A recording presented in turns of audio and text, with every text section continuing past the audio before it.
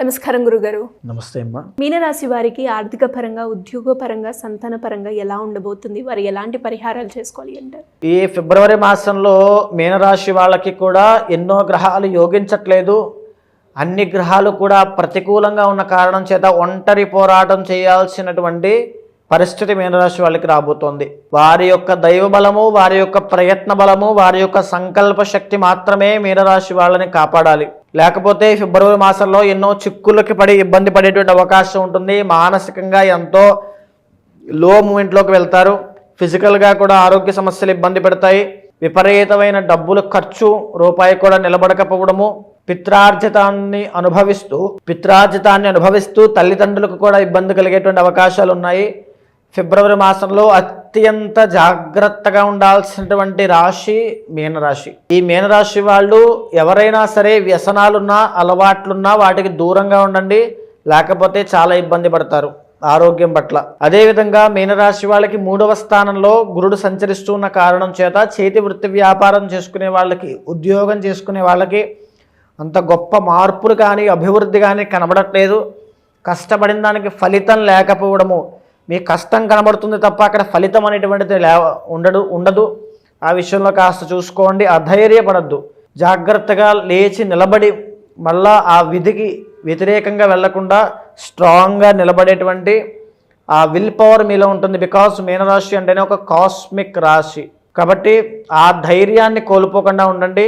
స్పిరిచువాలిటీని నమ్ముకోండి. ఆధ్యాత్మికత మీద ఆధారపడితే మీనరాశి వాళ్ళకి అద్భుత ఫలితాలు ఉంటాయి. భగవంతుడి యొక్క అనుగ్రహం మీనరాశి వాళ్ళకి తొందరగా కలుగుతుంది. కాబట్టి శివ ఆరాధన చేయండి, శివనామస్మరణ చేయండి, శివ అభిషేకం చేయించండి, రుద్రాభిషేకం అన్నీ కూడా అద్భుతంగా కలిసి వచ్చేటువంటివి. ఇక వైవాహిక జీవితంలో అయినా, ఉమ్మడి వ్యాపారంలో అయినా నష్టాలు కలిగేటువంటి అవకాశాలు ఉంటాయి. కేతు యోగించట్లేదు కాబట్టి సో ఆ విషయంలో కూడా చాలా ప్రత్యేకమైన శ్రద్ధ తీసుకోవాలి.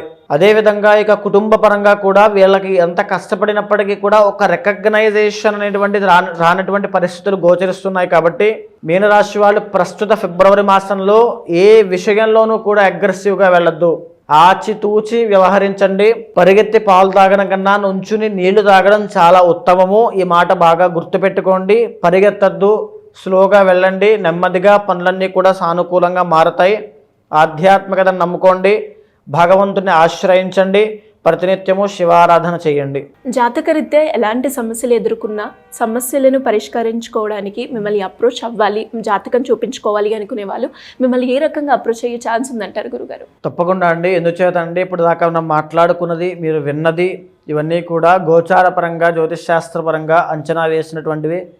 ఇది రాశిపరంగా మీ యొక్క జన్మజాతకంలో చంద్రుడు ఏ రాశిలో ఉంటే అది మీ జన్మరాశి అవుతుంది. కాబట్టి ఆ జన్మరాశి పరంగా గ్రహ సంచారం ఆధారంగా చేసుకుని గోచారం ఎలా ఉండబోతోందని చెప్పేటువంటి ఫలితాలు ఇవన్నీ కూడా.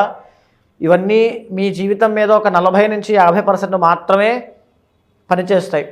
మిగిలిన 50%లో మీ ఇంటర్నల్ జాతకము, మీ ప్రయత్న బలము, మీ సంకల్ప శక్తి ఇవన్నీ కూడా క్యాలిక్యులేట్ చేసుకోవాలి. ఒక జాతకం చెప్పడము అంటే కేవలం గ్రహగతులను మాత్రమే ఆధారంగా చేసుకుని ఇలా ఉండబోతోంది అని చెప్పడమే కాదు.